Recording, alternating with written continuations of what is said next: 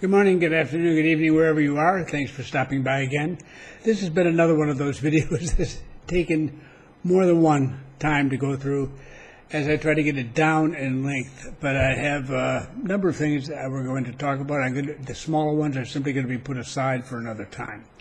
And I'm going to focus very much on one particular problem here. And I had mentioned in my last video that I had been asked if all of Panama was a renter's or buyer's market, and the answer is no. And what do I mean by that? Understanding the real estate market in Panama is difficult for people who've been in real estate in other countries for any substantial period of time. And also just from a general outsider's viewpoint, because outsiders sometimes can see some things quite clearly that people who live there don't see. And that's is true of all of us who are insiders some of the time and outsiders talking to us. So I mean, it's human. You can get some insights from other people. But it did strike me as not only very strange, but very frustrating this entire time since I first arrived. And I'm going to start off by going to show you a map of Panama. And I'm going to have to describe each piece of it to you. Let me put it up. Okay. There is a red box. You can see there with a PC in the upper right-hand corner. That is for Panama City. And down, that covers the coastal regions to the west of the city and the mountains behind them. I created that little concept called the Caja de Panama, the box of Panama, for a presentation I was making on this very subject several years ago. I was trying to get a point across to people.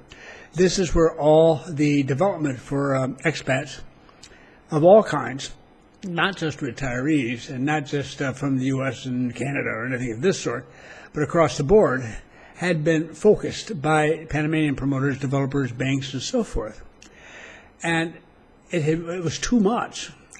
Basically, you're looking at the area, that red box, is where the upper class of Panama, where they own their places and so on. I mean, they're in business in the city, their kids are in school in the city and so forth. They have maybe a house on the beach, they've been around for a while, they have some money. They automatically, they know the area. So when this tsunami of Americans and Canadians, and initially it got the ball rolling for this kind of real estate, came pouring down here in the early part of the 21st century, people were just taken away, blown away by it. It was around 2002-03, you began to see, they tell me, and it was 2004 when I arrived, it was February, which is still very much in the early period, but already it was underway. And I kept getting called by people in real estate for some months thereafter. Once I set up Retirement Way, once I started talking more about it, I was just so surprised at what I saw and so confused by some of it. You know, it doesn't make any difference how long you do business like this. Every country's different, got a different background. You have to get to know it, and it just takes time. Now, one of the things that fascinated me was the fact that they didn't know anything about most of their country. The average person in real estate didn't know up from down outside that red box. Oh yeah, they've been out to Boquete sometime, maybe, and they've been maybe down to Pedicee once. They may have been to Chapo, which is to the east, which is my area of interest, once in their lives. They had never been to any of the comarcas where the indigenous people are, except on one occasion to do whatever all the tourists do, just to go and take a look. But otherwise, they really don't know the national real estate very well. This is when I first came, and it still remains a problem. They're so focused. So what happened was when this great crowd came in unexpectedly, and suddenly they needed to build, they built in the area that they're most familiar with, where they themselves had built for themselves and others like themselves. I mean, just other foreigners had come in, and business people been there for a long time. So there was construction for others. But it was really focused down there. When I arrived, and you mentioned Bocas del Toro, which was just being discussed at that particular time, it was just bizarre. I got such reactions. Just generally speaking, I got laughter from people in real estate here. They just said, no, this is not going to happen. forget it. I mean, these people are a lost cause, and who wants to live out there? You can see it. It's number 1 up there, the blue circle in the upper left. That is the islands off the coast of the province of Bocas del Toro. And it is what I always say about it. It's as far away from Panama City as you can get and still be in Panama. It was like a world unto itself, and the capital city ignored it pretty much. Local government was, well, not the world's best, from the viewpoint at least of expats. There was a lot of scams and cons and what have you. These were boaters. People gotten on their boats, their yachts, their sailboats, whatever. They'd come down. They were so impressed with that area. Some of them decided they wanted to live there and on an island and all the whole routine. This is not easy, folks, to try to come down and get something built and done on an island where you have to ship everything out from the mainland, and where they're not used to it, as they weren't in the past. The systems aren't set up for it. The local government isn't particularly impressed by it.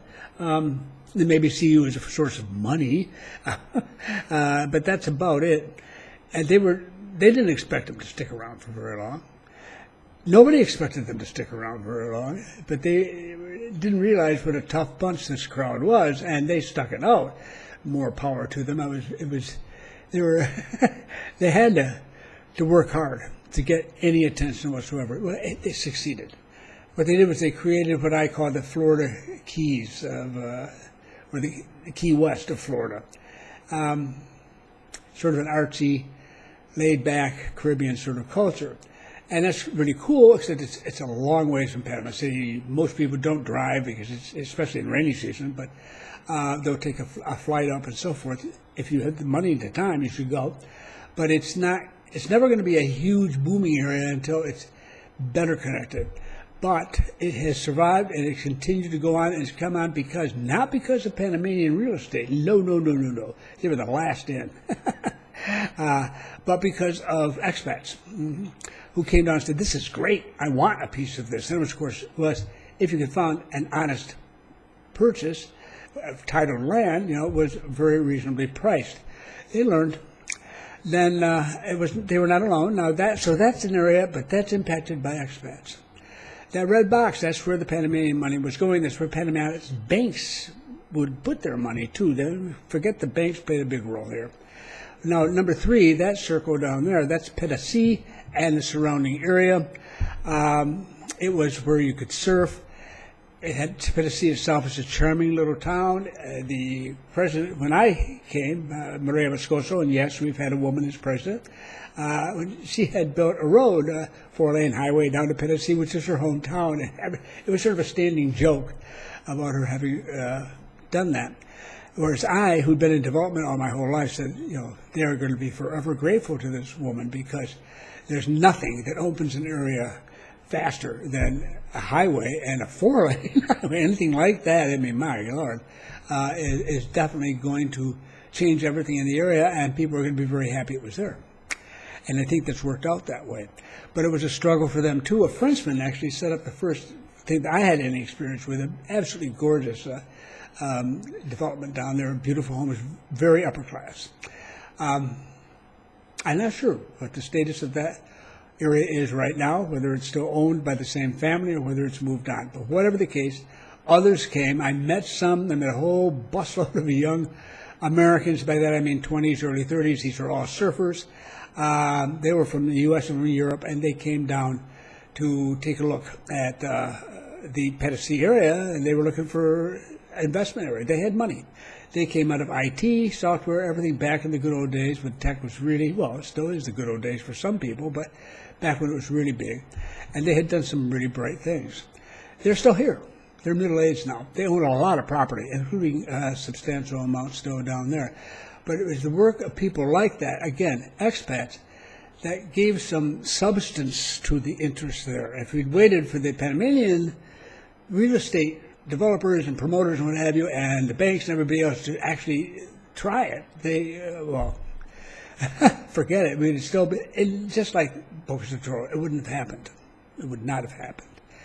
And then finally we have the other circle, which is in the middle here. It's number 2 you can see on the map. And that, of course, is probably known to a lot of you as Boquete.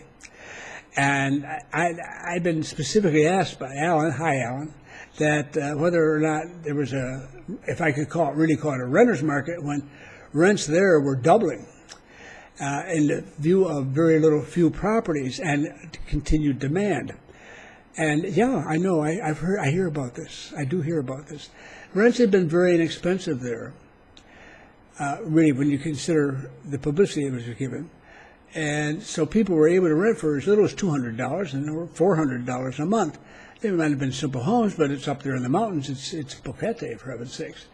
But people who had owned them were looking only to get, cover their expenses and a little positive cash flow, that sort of situation. The power behind that, again, was expat. It was one man, Sam Taliaferro, who was married to a Panamanian, and her family comes from David, the main administrative center in Chiriquí province there, and they would go up and spend the holidays up in Boquete because she loved it, he loved it, and they finally decided they'd buy some land. It was not easy to find it, and it was and it was titled and everything else, but they found their land, they got it very inexpensively, and they built what is now called Valle Escondido, which is still there. It's a major development. It has a resort there too. It's expensive, and if you see homes for sale in Valle Escondido, you're going to find very steep prices, sometimes well over $1 million. So it exists, and those of just a few $100,000, which really is pretty startling. You'd had a lot of trouble convincing people in the red box that this was likely to happen. Now, Boquete had already started to take off when I was here, and before I came, and so Sam was well known. See, the secret to Sam's success here was very simple and logical.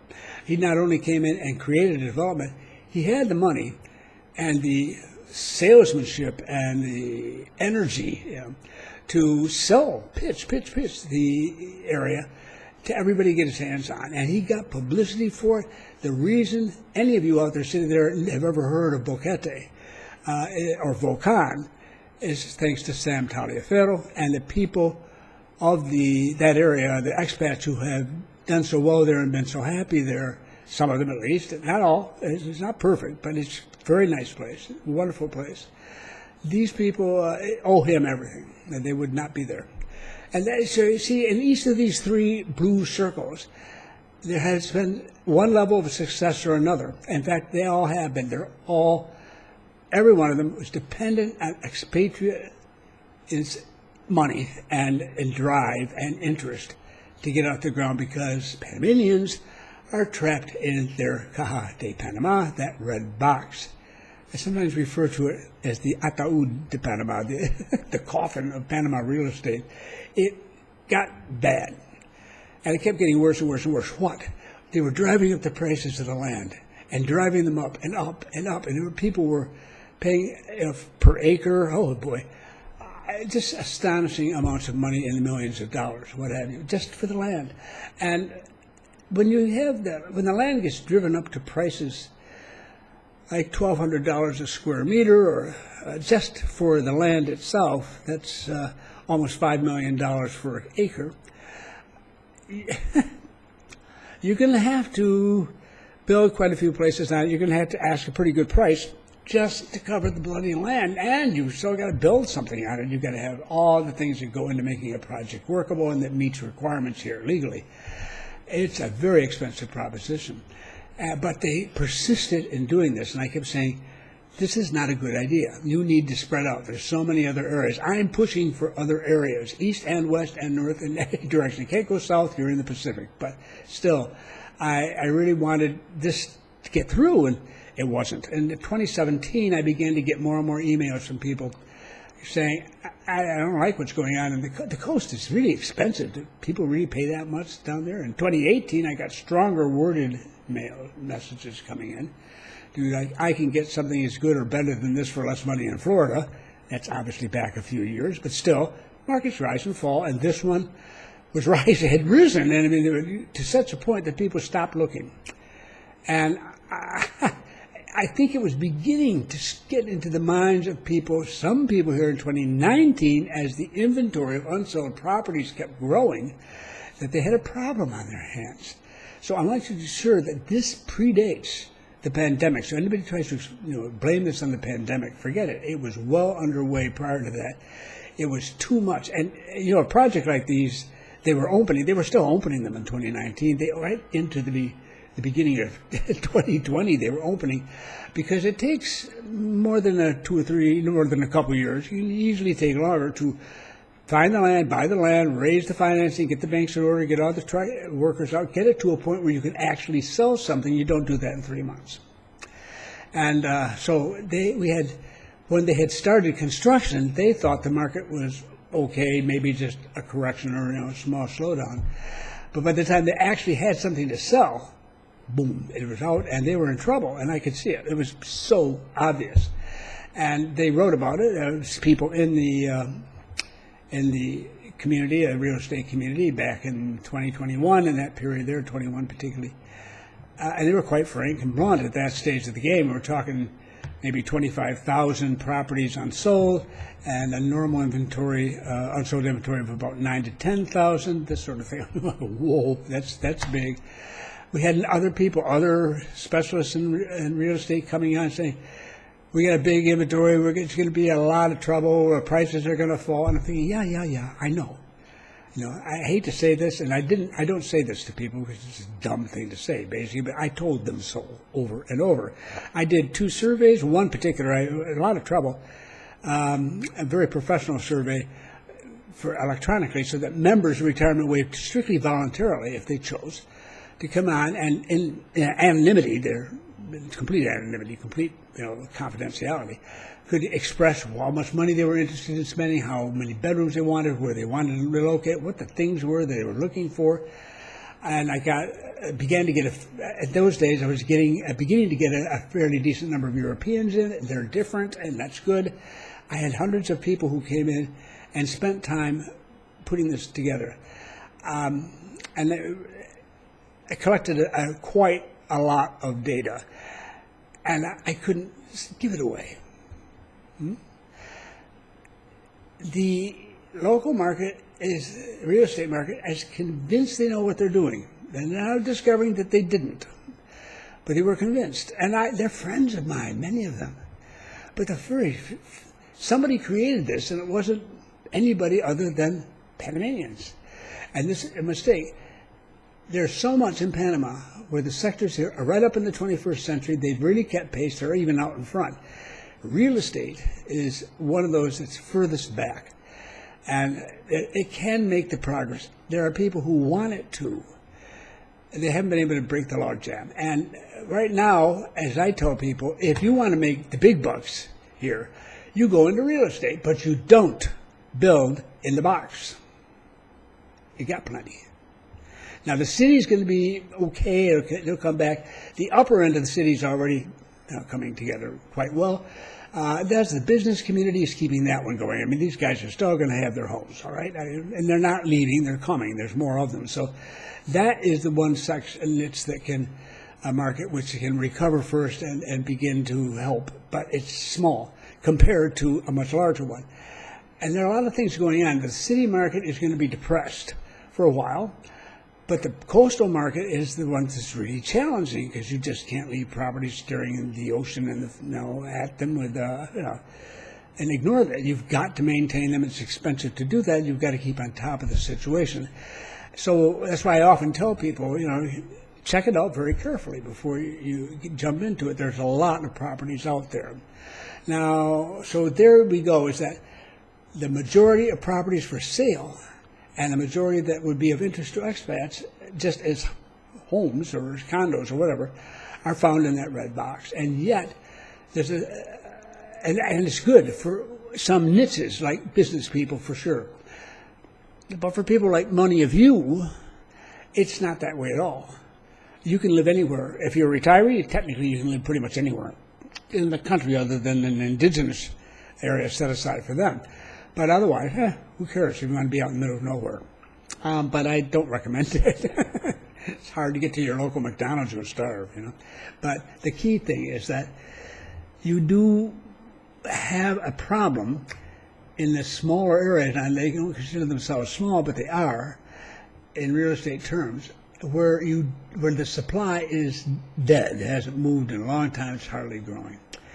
But the people are still coming. This is Boquete's big problem here. Now that the demand is still there because Sam did a spectacular job. What failed is that the rest of the market didn't follow. There was one major project that was going to be set up there that was really mind-blowing. I mean, I don't know, if it was going to be priced in a good level for a lot of people. I don't know. We'll never know.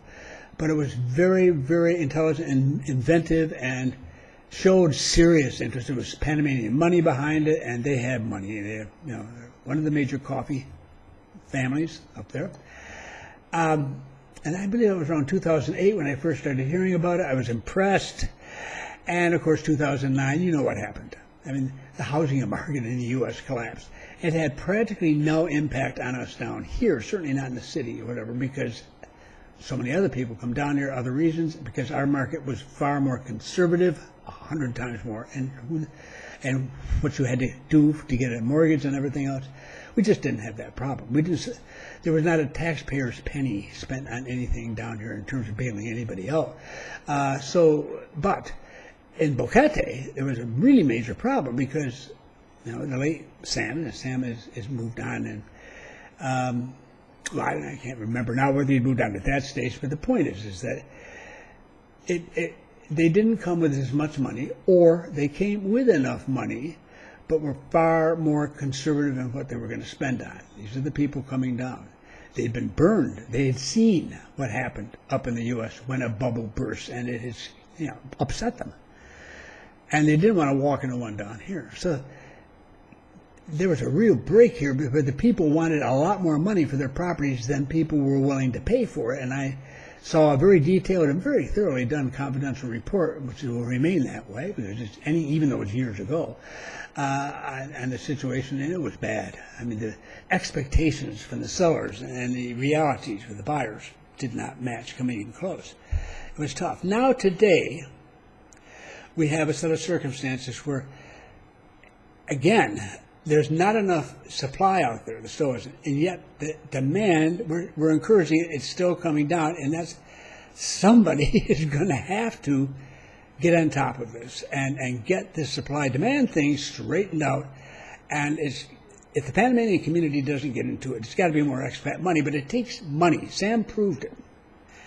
I mean, it's unfortunate, but I mean, you come in, you get enough money, and you can really focus on it. And he had good connections. He had family connections through his wife and everything else. If you really do your job, or you get the right sort of allies, the friends and so forth, and you go to work, you can do a lot down here. But you come down and you really don't have enough for that, and you just put up 2 or 3 homes, maybe that's not bad. It's just it's not going to do the trick as far as breaking up this business out in the rural areas. So the answer is, it definitely is a buyer's and renter's market here in town. My attitude is that if you're going pretty much ignoring Boquete for the moment, ignoring in the other areas, you know how much you want to spend, and you do your negotiating. There's no big pressure. They don't have the aftermath of what Boquete has, of Sam's powerful and successful promotional campaign to deal with now. It still continues, though, for Boquete and Volcan. And if you can't handle the prices there, but you want to be there, I mean, a lot of people go down the mountain, as they say, looking for a place that's more affordable. My attitude is go into David. David is warm. It's not in the mountains. I mean, it's not special, but it's got a lot of amenities. Actually, quite a small but growing community of expats who live there. But if I were out there and I was concerned and I wanted to buy in that area, but I wasn't ready to pay what they wanted now, and I was hoping to see something better, or at least, find another location, if not Boquete, up in the mountains that I could do the same thing, and so forth, I'd rent. I'd sit right down there in David, and even if it's just for 6 months, I'd rent. And I'd take my time. I had one couple came through here and thought they had everything settled for a rental up in Boquete. And then when the paperwork came to them, were shocked to see what the man had put into the paperwork, what he was demanding from them. It was just, no way, absolutely no way. It was arrogant, it was obnoxious, it was not been discussed before. They were really pissed off. really. But they went back, and they actually found a place that worked for them. So the key is you have to have a little strategy, a little tactics here. You don't just walk in the door and expect people to throw properties at you at low prices. It's not going to work that way. But the fact of the matter is, if you hang out there, you get to know, you travel, you talk to people, you make your contacts. You don't actually have to live in the middle of them. You just go up frequently. You have a campaign ahead of you for the next X number of months. And the idea is to find that property that you can afford that's going to meet your needs if that's where you want to stay. If some other part of the country is going to work for you, fine. But I don't want to discourage you from going there. If you're willing to put the time and effort in, I think you can do quite well. Sorry, I had a phone call. I had to cut that out. All right. Anyhow, I would pretty much to the point of wrapping up. But Alan, I haven't really responded to your need. I mean, you're saying, in effect, that the rents are doubling for a lot of folks, or for yourself and for others. That's the free market. That's what happens when an area is successful enough to draw that sort of attention that even with everything else going on, people are still coming down and still wanting to get into that area. What saddens me is it was unnecessary that we had to have this sort of situation develop when there could have been a wider variety of available housing, basically, that would have brought in a number of different people, and some of whom would have simpler residences, which they could continue to rent out at low rates and so forth. But that's not the way it worked out in that part of the country. So you're stuck with this unless you can find another place. And if you can, I think if you were to go to other parts of the country, you might find locations similar to your own. I don't know, but it wouldn't be a Boquete, it wouldn't be up and high in the mountains. It'd be somewhere else. I don't know, and I can't tell you where to go. But I can tell you that I hope you can work it out and you can find something that's suitable for you. It is tough when things get out of hand, but that's the situation that faces you today, and we will hope you find that other place. I sincerely do hope that you do. I'm not here for rich people. I understand what it's like not to have much more, and I've been in that situation myself in the past, so I know that. But it's the way that it is, and I know you're going to find your way through it one way or another. Thank you all for being with me tonight and for putting up with my especially long presentation.